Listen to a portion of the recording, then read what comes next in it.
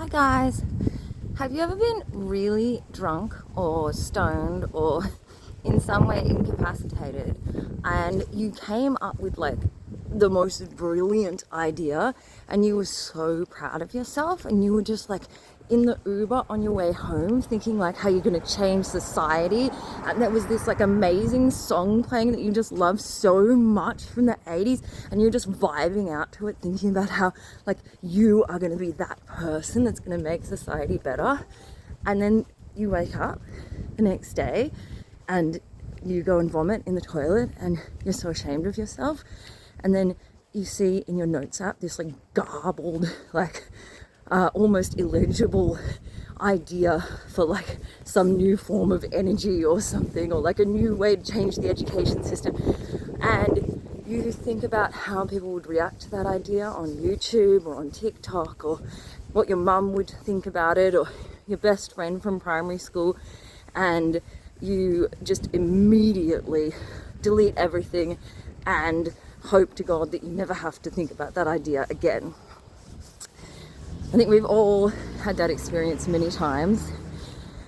So what I want to talk about today is how by deleting that idea, you are robbing society of potential growth, because every time somebody has an idea and doesn't go through with it, and this is happening constantly around the world, imagine how many little ideas people come up with all around the world on a daily basis, and close to 100% of those ideas, if they're truly new, are getting thrown in the bin. And we might tell ourselves that we're throwing them in the bin because they're bad ideas to make ourselves feel comfortable, but that's not really why we're throwing them away. We're throwing them away because they're new ideas, and because people are challenged by new ideas, and because when we think about our mother's response to this new idea, or our weird Uncle Gary, or the people on YouTube, we know that people are going to feel challenged and feel defensive because this idea is outside the status quo, and we know we're going to face criticism and we don't want to go through that, and so we can the idea. But because this happens all through society all the time, it prevents society from growing. We need ideas in society like we need oxygen. We wouldn't be here today if we hadn't invented the wheel and had Aristotle and Plato's philosophy.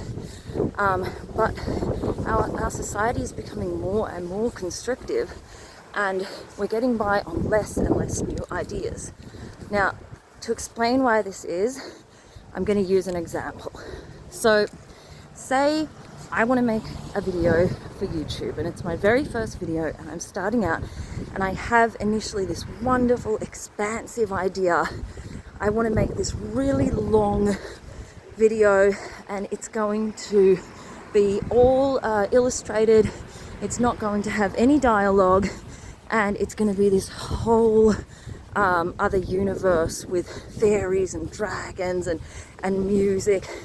And I make it, and I think it's brilliant, but I show it to my friend, and my friend says, well, people have really short attention spans these days. I don't really think anyone's going to watch a video that's 20 minutes long with no dialogue. And so what do? I cater to people's short attention spans.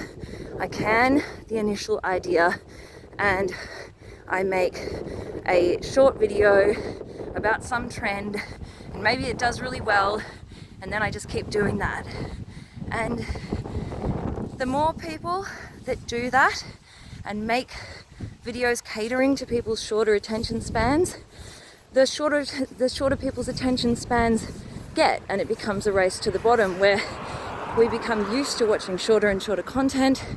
Our attention spans shrink and shrink, and then the people who are coming up with the new YouTube videos have to, or they feel that they have to, make even shorter content to cater to the even shorter attention spans. And we are all seeing the results of that right now, where content is just getting absurdly short and punchy, and it's not long enough for a real idea to ever be enunciated. Now, that's what it looks like at the micro level, but it's the same at the macro level, right? So every time you have society catering to the limits of the status quo, the limits of the norms, and refusing to enter ideas into the zeitgeist that challenge those norms, then you're shrinking the net, the cultural net of the norms of society. And then the next people who are coming up with ideas are going to fit their ideas into an even smaller, even more shrunken net. And then you shrink the net again. And then, of course, the next people coming up with ideas are going to come up with ideas that are catering to an even smaller net. And the net constricts and constricts and constricts. And inside the net, cultural society fragments and turns against itself. And that's what we're going to talk about in the next video. Thanks, guys.